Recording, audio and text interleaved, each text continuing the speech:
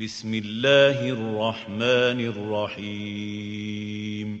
السلام عليكم ورحمة الله وبركاته. معكم محمد شاهين التاعب من قناة الدعوة الإسلامية على اليوتيوب، وما زلنا بنستعرض المزيد من النصوص المحرفة المهمة والمؤثرة. وزي ما بقول في بداية كل فيديو، عايزكم تشوفوا أنهي مخطوطات هي اللي فيها التحريف، وهل هذا التحريف انتشر وعم الغالبية العظمى من المخطوطات ولا لأ. ونرجع نسأل نفسنا سؤال في غاية الأهمية: إزاي بعد كل هذا التحريف نثق في هذه المخطوطات ونثق في نص الكتاب المقدس؟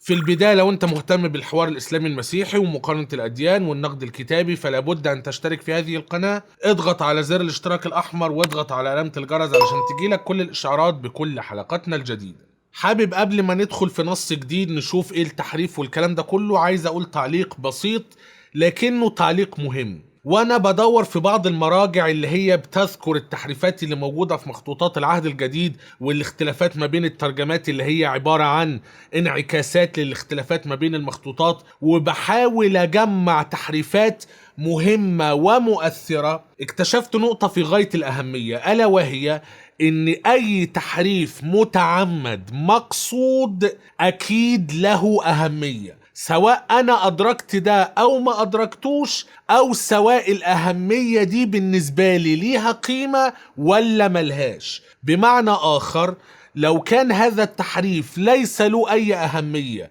وليس له اي قيمة، ما كانش الناسخ كلف نفسه انه يغير النص عامدا متعمدا.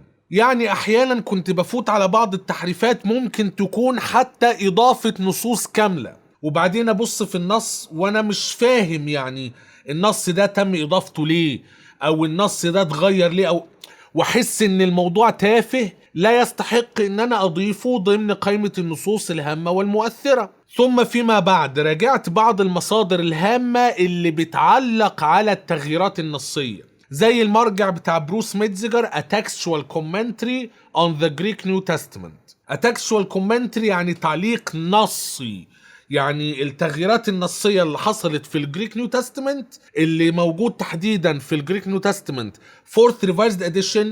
أي هامش هو بيعلق عليه، بيعلق على هذا التحريف وبيقول ليه اللجنة اختارت كده وليه ممكن القراءات الأخرى تظهر وهكذا. راجعت بعض النصوص اللي انا شايف انها تافهه ولا تستحق ان تذكر، وجدت ان بروس ميتزجر بيذكر ان هذا التحريف كان له اهميه عند الناسخ، بمعنى ان كانت فيه اشكاليه معينه، وهذا التحريف المتعمد المقصود حل المشكله بالنسبه للناسخ اللي قرر انه يحرف. فبالتالي اللي انا عايز اكد عليه ان لا يوجد اي تحريف متعمد مقصود الا وله اهمية عند الناسخ اللي حرف، والا ما كانش كلف خاطره انه يحرف النص. اكيد في اشكالية معينة، وبسبب هذه الاشكالية وجد الدافع انه يحرف النص بالشكل اللي انت ممكن فيما بعد تعتبره تحريف تافه، لكن هذا التحريف حل إشكالية بالنسبة له. ندخل مع بعض على أول نص معانا النهاردة في كورنثوس الأولى 26. النص في الفان دايك بيقول: لأنكم قد اشتريتم بثمن فمجدوا الله في أجسادكم وفي أرواحكم التي هي لله. العبارة الأخيرة دي وفي أرواحكم التي هي لله إضافة لاحقة لا نجدها في الأقدم والأصح، فبالتالي باقي الترجمات تقريبا بتحذف هذه الإضافة. الإنجيل الشريف: لأنه اشتراكم بثمن إذن أكرموا الله في أجسامكم. طب إيه سبب هذه الإضافة؟ ليه الناسخ وجد الحاجة إنه يضيف عبارة وفي أرواحكم التي هي لله؟ علشان القضية ما تبانش إن الموضوع جسدي بحت، وإن إكرام الله يكون بالجسد أي بالظاهر فقط. عيب يا بولس تعلم هذه التعليم السطحية، لازم تعليمك تكون أعمق من كده. فبيضيف عبارة وفي أرواحكم التي هي لله، والمفروض إن الروح أو الداخل أو الباطن أو الجوهر هو الأهم من الظاهر. نشوف مع بعض في الجريك نيو تestament فورث ريفايزد اديشن: سوماتي هومون اللي هو أجسادكم في هامش رقم 3 النص بينتهي عند هذا الضمير: أجسادكم في الأقدم والأصح. في البردية 46 والسينائية والسكندرية والفاتيكانية والأفرامية وتم تحريفها، وبيزا وتم تحريفها، ومخطوطات تانية كمان اتحرفت. وبعدين عندك اللاتيني والفولجاتا والقبط الصعيدي والبحري والفيومي والأثيوبي والجورجي، وعندك اقتباسات كتير جدا. هذه الإضافة بقى وأرواحكم في هنا وفي أرواحكم أو روحكم أيا كان، دي في مخطوطة واحدة. وبعدين بقى في إضافة بقى مش أرواحكم بس، التي هي لله أو اللي هي تكون لله. ده تحريف متأخر جدا للأفرايمية والتحريف متأخر لبيزا. وبعدين واضح ان هذا التحريف هو الذي لاقى القبول وانتشر في المخطوطات اليونانية لغاية ما وصل للنص البيزنطي، نص الأغلبية، وموجود في كتابات القراءات الكنسية، موجود في بعض المخطوطات الخاصة بالفولجاتا والسرياني البشيطة والهراكلينية والأرمينية، والنسخة الجورجية محرفة مؤخرا، والسلافونية خريسوستومس اللي هو يوحنا ذهبي الفم اقتبسوا أكتر من مرة، وهكذا. نص تاني مهم، وانا شايف ان التحريف ده من التحريفات النادرة. اغلب التحريفات بتكون عبارة عن اضافة او تبديل وتغيير، بمعنى ان النص كان موجود بشكل معين في المخطوطات القديمة، النص القديم ده بيتعدل عليه ازاي؟ غالبا بالاضافة، ان احنا نزود عليه اثراء يعني نوعا ما، او تغيير وتبديل، ان الكلمات نلعب فيها ونغيرها. لكن نادرا بحسب علمي انا ان يتم حذف شيء كان موجود في المخطوطات القديمة، بمعنى ان النص القديم يكون اطول من النص اللي جه فيما بعد. مثال على الحذف زي اللي احنا شفناه قبل كده في انجيل متى، اللي هو واخر بحربة ضربه في جنبه فخرج منه ماء ودم. الشكل الطويل ده اللي هو انظر هل يأتي إلي ليخلصه، وبعدين وآخر بحرب كذا، يبقى الشكل القديم طويل في السينائية والفاتيكانية والأفرايمية. فيما بعد المخطوطات اللي جت بعد كده حذفت هذه العبارة. وطبعا فكرة الحذف بيكون ان هذا النص فيه مشكلة، الجملة اللي احنا حذفناها دي فيها مشكلة. هنا بنتكلم عن كورنثوس الأولى 29، كلام بولس المشهور جدا اللي يعتبر تعليم للنفاق. بيقول حسب ترجمة الفان دايك: فصرت لليهودي كيهودي لأربح اليهود وللذين تحت الناموس كأني تحت الناموس لأربح الذين تحت الناموس. تلون، هو لما بيجي يدعو الناس، ايه ده، انا هدعو يهود، عايز اليهود يتنصروا، فبعمل نفسي زي اليهود، وكأني تحت الناموس لأربح الذين تحت الناموس. في عبارة مهمة جدا موجودة في باقي الترجمات تقريبا، لكن تم حذفها من ترجمة الفان دايك، وهي موجودة في الأقدم والأصح. نقرأ مثلا في ترجمة الإنجيل الشريف: لكي أربح اليهود صرت كأني يهودي، ولكي أربح أهل الشريعة صرت كأني من أهل الشريعة مع أني لست تحت نفوذ الشريعة. ترجمة كتاب الحياة: فصرت لليهود كأني يهودي حتى أكسب اليهود، وللخاضعين للشريعة كأني خاضع لها مع أني لست خاضعا لها حتى أكسب الخاضعين لها. خلي بالك الترجمة الأصح هي اللي من غير أداة التعريف، اللي هي ترجمة الفان دايك. يعني إيه؟ لو بصينا في الجريك نيو تestament 4th revised edition هنلاقي ان مفيش أداة تعريف لكلمة نومون اللي هي ناموس يعني. فهي المفروض وللذين تحت ناموس كأني تحت ناموس، وبعدين بقى في إضافة أو مش إضافة، ده اللي موجود في الأقدم والأصح: مع أني لست تحت ناموس، أو مع أني لست خاضعا لناموس. طبعا في نص بعديه على طول بيقول ايه في كورنثوس 9:21، كورنثوس الأولى: وللذين بلا ناموس كأني بلا ناموس. طب ما انت لسه قايل مع أني بلا ناموس، مع أني بلا ناموس، هو لسه قايل كده. فبالتالي وجدوا نوع من أنواع التناقض، غالبا وجدوا نوع من أنواع التناقض، فحذفوا العبارة اللي في النص رقم 20، لأن بولس لسه قايل مع أني لست تحت ناموس أو مع أني بلا ناموس. هنا في النص كورنثوس الأولى 9:21 بيقول: وللذين بلا ناموس، أيوة أنت مفروض زيهم، كأني بلا ناموس. ما انت فعلا بلا ناموس، انت لسه قايل كده. هو بقى بيقول ايه؟ مع اني لست بلا ناموس لله بل تحت ناموس للمسيح لأربح الذين بلا ناموس. فهم وجدوا ان الموضوع يعني فاق حده، التلون بقى اوفر. يا ابني انت مش لسه قايل في النص اللي قبله مع اني لست تحت ناموس؟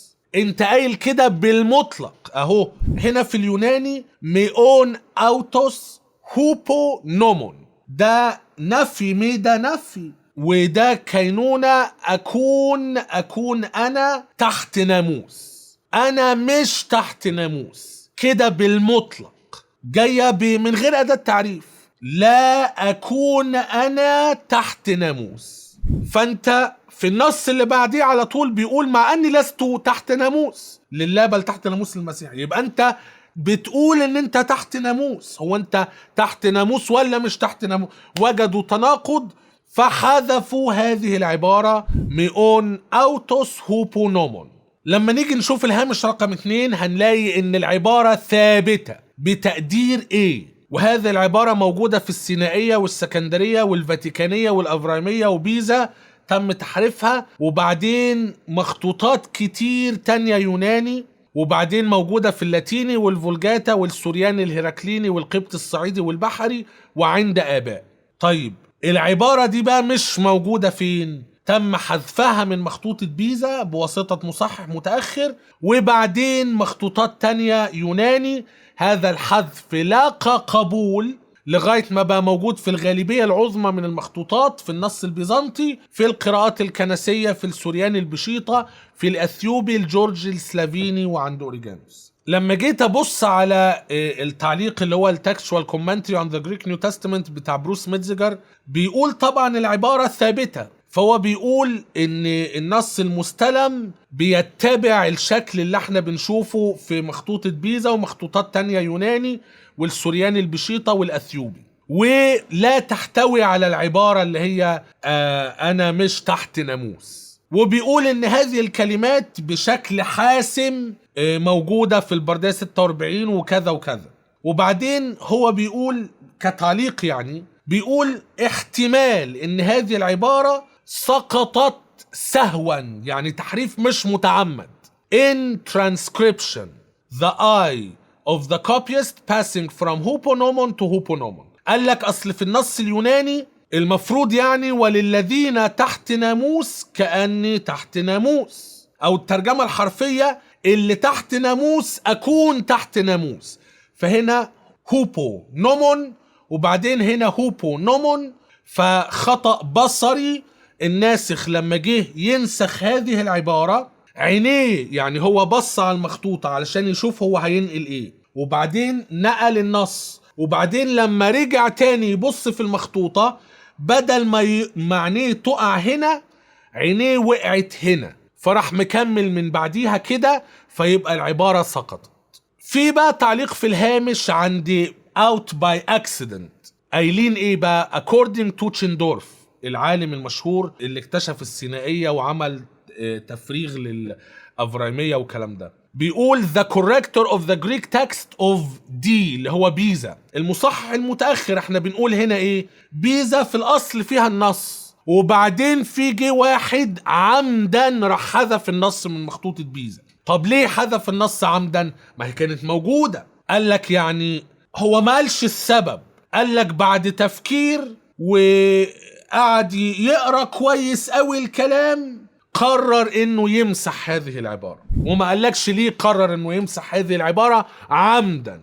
تحريف في المخطوطات. النصارى دول من اغرب ما يكون يا ابني، زي ما ناسخ المخطوطة الفاتيكانية والمصحح المخطوطة الفاتيكانية المتأخر. يا احمق يا مخادع، اترك الكتابة لا تحرفها. لا، عندك مخطوطة من القرن الخامس بتقول النص العبارة موجودة، انت قررت عامدا متعمدا لهدف ما في دماغك لا الكلمات دي المفروض ما تكونش موجودة، راح حذفها. انا بقول بسبب ان هذه العبارة مشكلة متناقضة. بولس بيقول انا لا اكون تحت ناموس بالمطلق، وبعدين راح قايل في النص اللي بعده مع اني لست بلا ناموس لله بل تحت ناموس المسيح. يبقى انت تحت ناموس ايا كان، ازاي تقول قبل منه انا لا اكون تحت ناموس؟ انت متناقض ومتلون بدرجة بشعة.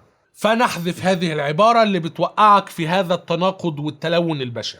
امر بسيط جدا. ندخل على نص اخر في كورنثوس الاولى 11:24 حسب ترجمة الفان دايك. بولس المفروض بيحكي تقليد العشاء الاخير: وشكر فكسر وقال خذوا كلوا هذا هو جسدي المكسور لاجلكم اصنعوا هذا لذكري. عبارات تم اضافها: خذوا كلوا هذا هو جسدي المكسور لاجلكم. العبارات دي محذوفة في باقي الترجمات. ليه تم اضافة هذه العبارات؟ اللي هو التوفيق، الهارمونيزيشن. في عندك نص في متى 26:26 بيقول ايه؟ وبارك وكسر وقال خذوا كلوا هذا هو جسدي.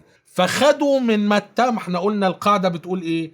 المليان يصب على الفاضي، فمتى مليان عنده الجزء ده، خذوا كلوا يبقى ناخد منه. في لوقا 22:19 مفيش خذوا كلوا، في هذا هو جسدي الذي يبذل عنكم اصنعوا هذا لذكري، فراح خد منه الذي يبذل عنكم المكسور لأجلكم، حاجة شبهها. فبنبص هنا في الجريك نيو تestament فورث ريفايزد اديشن، وقبل ما نبص بأكد مرة تانية عادي جدا ان احنا نلعب في كلام المفروض انتوا ناقلينه عن المسيح وما انتوش عارفين تحديدا هو المسيح قال ايه في المفروض نصوص في غاية الأهمية بالنسبة لكم. ما انتوش عارفين المسيح قال ايه في هذه النصوص. متى بيقول حاجة، لوقا بيقول حاجة، بولس بيقول حاجة، نحاول نعمل هارمونيزيشن على قد ما نقدر. فهنا في عندك هامش وهنا في عندك هامش. المهم ان هذا الشكل القصير هو اللي موجود في أقدم المخطوطات وأصحها، موجود في البردية 46 والسينائية والسكندرية والفاتيكانية والأفرامية اتحرفت وبيزا ومخطوطات تانية يونانية، وبعدين عندك مخطوطات لاتيني ومخطوطات فولجاتا مهمة والسريان الفلسطيني والقبطي الصعيدي والبحري وبعض الآباء. الإضافة بقى علشان يحصل هارمونيزيشن مع متى 26 الأفرامية متأخر وبعدين مخطوطات يونانية. هذه الإضافة لاقت القبول لغاية ما انتشرت في الغالبية العظمى من المخطوطات اليونانية. النص البيزنطي موجودة في كتابات القراءات الكنسية، في الفولجاتا الكلارومانتية، في السوريان البشيطي والهرقلينية والأرمينية والأثيوبية، وتحريف للجورجي والسلافونية وبعض الآباء. برضو الإضافة التانية اللي هي مكسور لأجلكم. الشكل القصير نفس الكلام في البردية 46. السينائية اتحرفت، يعني الإضافة تمت في مصحح الثاني. وبعدين عندك السكندرية والفاتيكانية والأفرامية اتحرفت وهكذا، وبعض الآباء وفولجات شتوتجارت وكذا وكذا.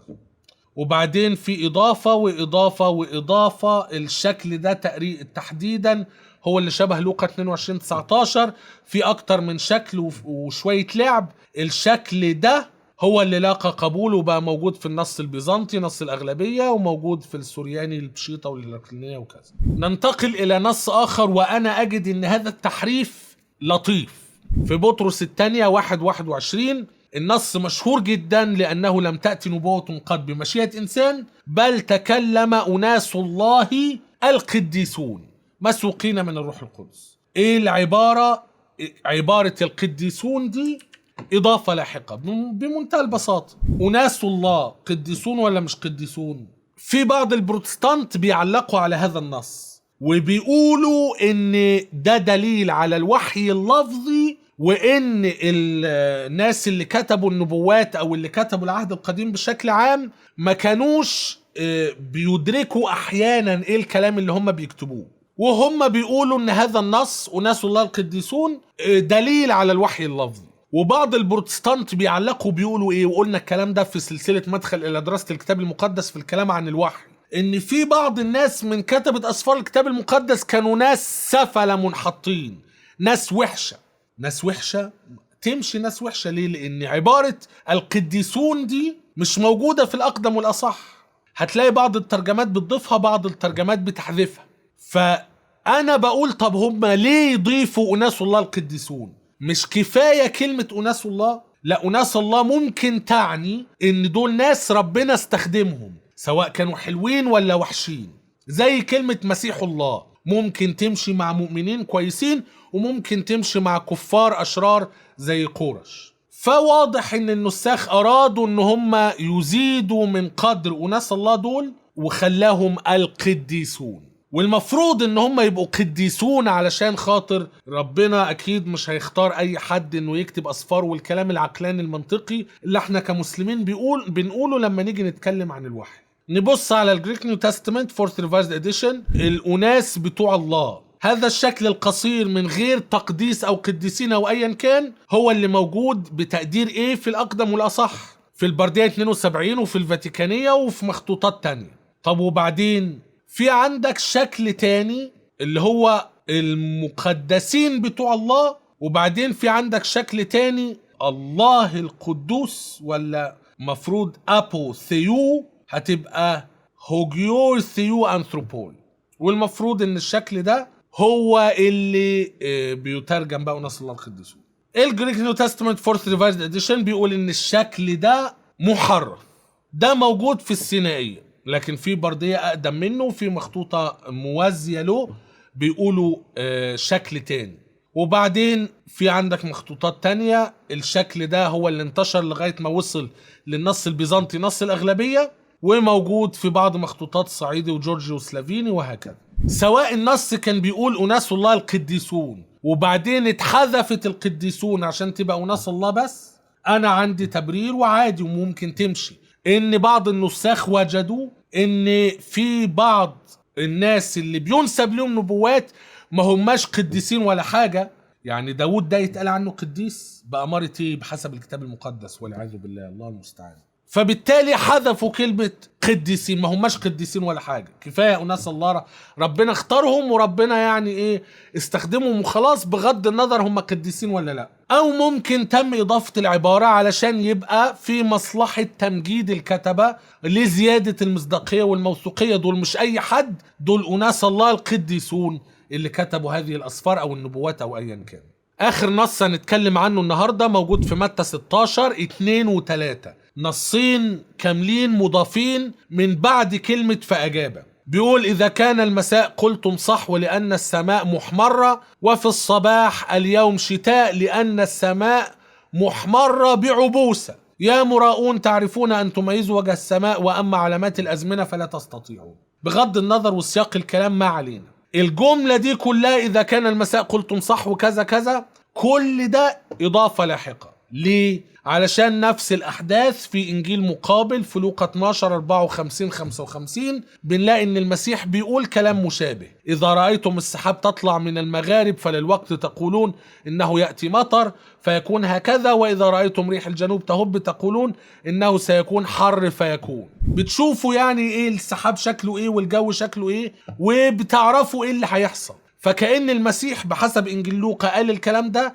المفروض بقى ان في حاجات تانية تقدروا تدركوها فتعرفوا بقى نهاية الزمان قرب ولا ايا كان. يعني هنا بقى التحريف ده صعب شوية. المفروض انه العدد 3 الإضافة اللي هو ان المسيح أجاب أو قال لهم كذا، من أول بقى إذا كان المساء قلتم كذا، النص بقية النص رقم 2 والنص رقم 3 كله محطوط ما بين قوس واحد مربع. معناه ايه؟ معناه ان لجنة الجريك نيو تestament فورث ريفايزد اديشن وجدت ان النص ده غالبا يعني بتقدير سي المفروض يكون موجود، لكن هم شاكين واحتمال النصوص دي تكون اضافة فحطينها ما بين قوسين. خلي بالك في فرق ما بين قوس واحد سنجل براكتس ودبل براكتس، قوسين مربعين. نهاية إنجيل مرقس في دبل براكتس، قصة المرأة الزانية في دبل براكتس، وفي نصوص تانية شفناها في دبل براكتس. في دبل براكتس يعني هم متأكدين إنها إضافة، سنجل براكتس احتمال تكون إضافة. فهنا مدين للنص كله تقدير سي. النص ده موجود فين؟ طبعا هو شبه نص لوقا 12 54 ل 56، موجود في الأفرامية وبيزا وواشنطن ومخطوطات يونانية كتير، وموجود في نص الأغلبية النص البيزنطي، وموجود في كتابات القراءات ومخطوطات لاتيني، وفي الفولجاتا وفي السورياني البشيطة والهراكليني والأثيوبي والجورجي والسلافوني وعند بعض الآباء. النص ده مش موجود فين؟ في الأقدم والأصح السينائية والفاتيكانية. ومش موجود في الأقدم السورياني السينائي والسورياني الكوريتوني، ومش موجود في الأقدم القبطي الصعيدي. طب إذا كانت هي مش موجودة في الأقدم وبعدين بنلاقيها في المخطوطات اللي بعد كده، واضح جدا أهو ترتيب تاريخي للمخطوطات إنها إضافة لاحقة. طيب اديني تبرير ليه النصوص دي لو كانت أصلية تتحذف؟ أكيد عندهم أي تبريرات، يعني مش هنغلب. أنا ما كلفتش خاطري إن أنا أبص على تعليق بروس ميتزجر في التكستوال كومنتري on the Greek New Testament، لكن أنا رأيي إن دي مشكلة هارمونايزيشن بسيطة وعادية. عادي جدا ان احنا نخلي الاناجيل شبه بعض، المليان يصب على الفاضي، لوقا مليان في الحتة دي نصب على الفاضي متى في الحتة دي، وخلص الكلام. انا سأكتفي بهذا القدر في هذا الفيديو، وان شاء الله في فيديوهات قادمة نستكمل عرض نصوص محرفة مؤثرة ومهمة. لو حاز هذا الفيديو على إعجابك فلا تنسى أن تضغط على زر أعجبني، ولا تنسى أن تقوم بمشاركة الفيديو مع أصدقائك المهتمين بنفس الموضوع. ولو كنت قادرا على دعم ورعاية محتوى القناة، لو أنت شايف أن القناة تستحق الدعم والرعاية، فقم بزيارة صفحتنا على باتريون، ستجد الرابط أسفل الفيديو. إلى أن نلتقي في فيديو آخر قريبا جدا بإذن الله عز وجل. لا تنسوني من صالح دعائكم، والسلام عليكم ورحمة الله وبركاته.